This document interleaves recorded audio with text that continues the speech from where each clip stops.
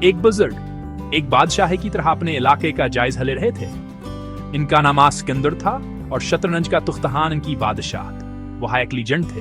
ان کا ذہن زندگی بھر کی حکمت عملیوں کا ایک پیچیدہ جال۔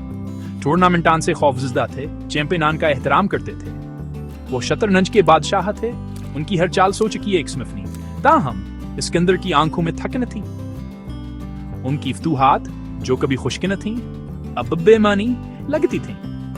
مقابلے کا جوشمان پڑ چکا تھا، جس کی جگہ ایک گہرا تنہائی نے لے لی تھی۔ وہ ایک چیلنج کے خواہش مند تھے، ایک ایسے ذہنی جوان کے اپنے سے مماثلہ۔ وہ ایک ایسے کھیل کے متمنی تھے جو صرف ایک مقابلہ نہیں بلکہ ایک گفتگو ہو، ایک دن، ایک خطایا، ایک دعوت نامہ، ایک چیلنج۔ مد مقابل کو پر اسرار پردے میں چھپا دیا گیا تھا، جسے صرف خاموش کے نام سے جانا جاتا تھا۔ اثر فن شطرنج کے شائقین کے ریڑھ کی ہڈی میں سنسنی دوڑا دی۔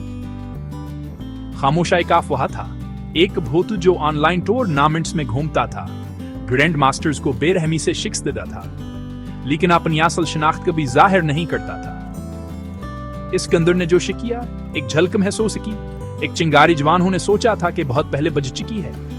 یہ وہی چیلنج تھا جس کی انہیں خواہش تھی، یہ وہی کھیل تھا جس کا وہ انتظار کر رہے تھے۔ میچیک پرانا لائبریری میں طے کیا گیا تھا۔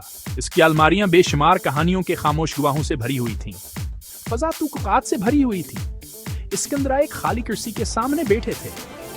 شطرنج کا تختان کے درمیان چمک کر رہا تھا، منٹ گزر رہے تھے، ہر ایک بدیت کی طرح۔ پر اسرار چیلنجر کہاں تھا؟ تختے پر ایک سایہ پڑا۔ ایک عورت جس کا چہرہ حنکاب میں چھپا ہوا اپنی جگہ بیٹھ گئی۔ اس کی آنکھیں جب وہ اسکندر کی آنکھوں سے ملیں تو مدھم روشنی والے کمرے میں انگاروں کی طرح تھے۔ وہ ایک خاموش وقار کے ساتھ چلی جو ایک مضبوط عزم کی عکاسی کرتی تھی۔ وہ خاموش پہلی چال اس کی تھی۔ اس نے اپنی ملکہ کے پیادے کو چنا، اسے 2 خانے آگے بڑھایا۔ ایک معیاری افتتاحیہ، پھر بھی اسکندر نے اس میں ایک پوشیدہ گہرائی محسوس کی، جیسے پہلی بارش کی بوندیں طوفان کا پیش خیمہ ہوں۔ اس نے اپنے بادشاہ کے پیادے کے ساتھ جواب دیا، عقل کی جنگ کے لیے اس کی خاموش دعوت قبول کی۔ کھیل شروع ہوا۔ جیسے جیسے کھیل آگے بڑھتا گیا، ایک عجیب سی شناسائی اسکندر پر چھا گئی۔ خاموش اپنے حیا انداز سے کھیل رہی تھی، پھر بھی واضح طور پر مختلف۔ یہ ایک ٹیڑھے آئینے میں دیکھنے جیسا تھا، اپنی حکمت عملیوں کو ایک غیر متوقع موڑ کے ساتھ منعکس ہوتا ہوا دیکھنا۔ ہر چال ایک گفتگو کی طرح محسوس ہوتی تھی، تختے پر سرگوشیوں میں کی جانے والی گفتگو۔ وہ خود کو کھیل میں کھینچتا ہوا پایا، نہ صرف ایک مخالفی کے طور پر بلکہ ایک شاندار غیر روایتی ذہن کے گواہ کے طور پر۔ اس نے اپنی چالوں کا مقابلہ ہوتا دیکھا، اپنی حکمت عملیوں کا انداز ہلگایا۔ پھر بھی اس کے کھیل میں کوئی بنیتی نہیں تھی، صرف ایک شدید توجہ، جیتنے کی شدید خواہش۔ دوسری طرف خاموش نے بڑھتی ہوئی بے چینی محسوس کی۔ اس کی ہر چال کا سامنا ایک ایسے جواب سے ہوا جو عجیب طور پر واقف لگتا تھا۔ ایسا لگتا تھا جیسے اس کام خالفاز کے سر کے ان درو اس کے ہر خیال کی پیش گوئی کر رہا ہو۔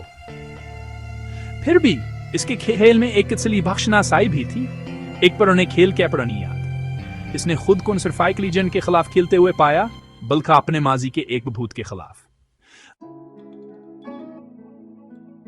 کانپتے ہاتھوں سے اسکندر نے اپنی چال چلی۔ اس نے اپنی ملک کی پیشکش کی، ایک بظاہر لاپرواہ قربانی۔ خاموش ہاتھ چکچائی، اس کی انگلیاں تختے پر منڈلا رہی تھیں۔ قبول کرنا ایک جال میں پھنسنے کے مترادف تھا، پھر بھیانکار کرنا ایک غداری کی طرح لگتا تھا۔ اس نے اسکندر کی طرف دیکھا، اس کی آنکھیں اس کی تلاش کر رہی تھیں۔ اس علم ہے، اس کی آنکھوں میں پہچان پیدا ہوئی۔ اس نے لیجنڈ نہیں بلکہ آس آدمی کو دکھا۔ اس کا چہرہ کامیابیوں اور افسوس کے سالوں سے بھرا ہوا تھا۔ اس نے اپنے سفر کا عکس دیکھا، عظمت کی اپنی جستجو۔ ابا اس نے سرگوشی کی، اس کی آواز بالکل سنائی نہیں دے رہی تھی۔ یہ لفظ فضا میں لٹکا ہوا تھا، ان کے ہی جذبات سے بھرا ہوا۔ کمرے میں سناٹا چھا گیا، انکشاف کے وزن سے ٹوٹ گیا۔ اسکندر، اس کا چہرہ پیلا، صرف سر ہلا سکتا تھا۔